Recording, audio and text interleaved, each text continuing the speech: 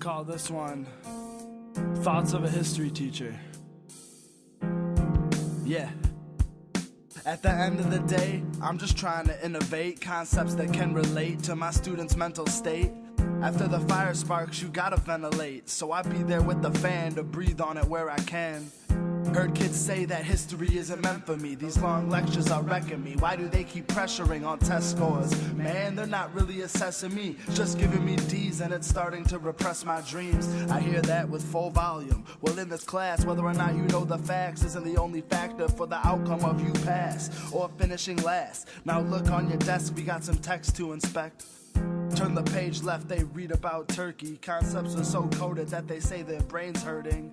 This just doesn't make sense to me. Got me pondering, wandering on my desktop, trying to think of the remedy. Really, this is all based on culturally relevant pedagogy, so that we're teaching to what the culture of the students is most rooted in. I think traditional ways of teaching are on the way out. I think that kids get bored easily and that they're looking for higher levels of interaction and more stimulation. My name's Dan Wolford. I'm a world history teacher at King High School in Detroit, and I teach with hip hop. We're gonna pick at least one of these topics. I'll let you guys pick.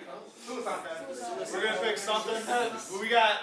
We're at the point now. We gotta start accelerating. I bring it in the classroom because I want my students to engage with what they already know, with the language they already speak.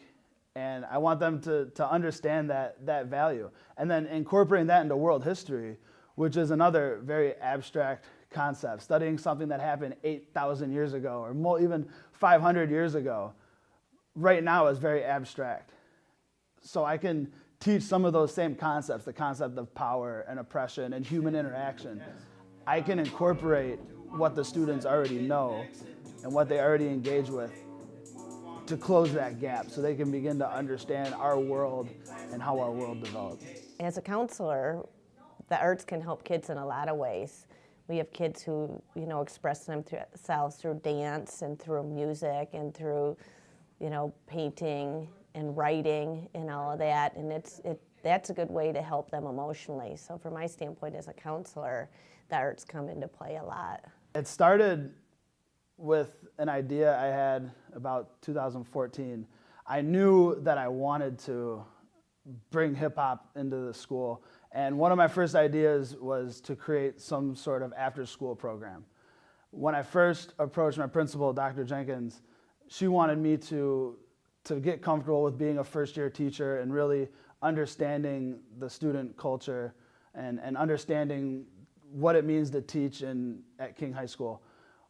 After my first year, I went to her and asked, again, I wrote up a full proposal, and I said, here's my proposal.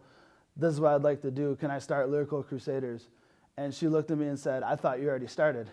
Lyrical Crusaders is a collection of about 15 to 25 students who all have their own individual talents in hip hop. Some of them are rappers.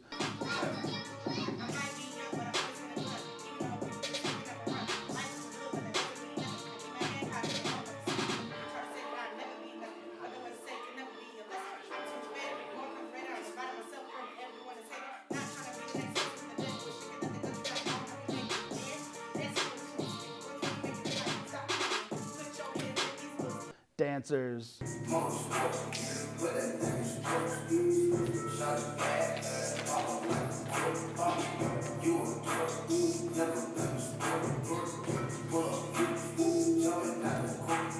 Singers.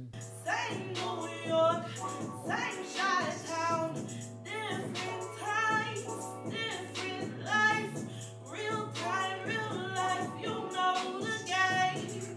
Beatboxers.